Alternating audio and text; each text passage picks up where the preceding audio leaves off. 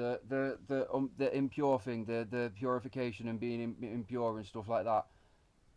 I've just learned that it doesn't mean like you can't for, for the time that the woman is unclean or the man is unclean, you're not allowed to touch anything holy. Right? It doesn't mean so. If a woman gives birth to a children, it doesn't mean she's not allowed to touch them. It's because she's been bleeding. It means it should be impure. That doesn't mean she can't touch a baby because then how would she feed them? Yeah, and it's it. So that the movie the one that she put up about the beds, I'm gonna pass it over to her in a sec. But yeah, it means you're not allowed to touch anything unholy. So you're not allowed to go to. Oh, anything Ola. I'm so sorry, I've got a bit of perplexity going on. You're not allowed to touch anything holy. Disregard budgets. I'm so sorry, but yeah, you're not allowed to touch anything holy while you're going through your purification. Yeah, and if a woman gives birth to a boy, she's impure for 7 days. If she gives birth to a girl, she's impure for 14 days. She's not allowed to touch anything for 33 days for the boy, and I think it says in Leviticus 66 days for a girl. But that doesn't mean you're not allowed to touch your baby. It doesn't mean anything like that. It just means you're not allowed to touch anything holy. I hope that makes sense. I tried my best.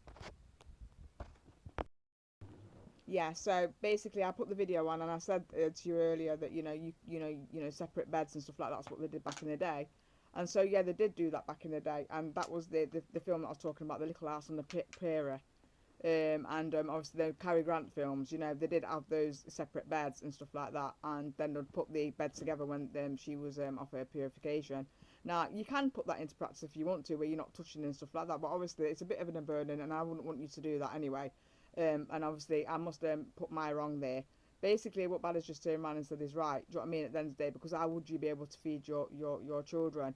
And I'm so sorry about if I've misled anybody, but it's just basically that you basically can't, basically you wouldn't want to go outside, would you, and start sitting on buses and that. Best if you stay.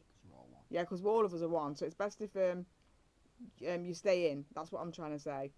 Stay in the house. And obviously when your purification's gone, then you can just do what you want to do. But like, it's not nice for you to go and sit on other people's seats and stuff like that when you're impure. And yeah, and as Bad has just said as well, just then is we're very confused. We are all one anyway, so us being one is not separate. So it's not like you're touching somebody else that is holy. You're touching yourself, aren't you? And that's including your children as well. Sorry about that, guys. Bye.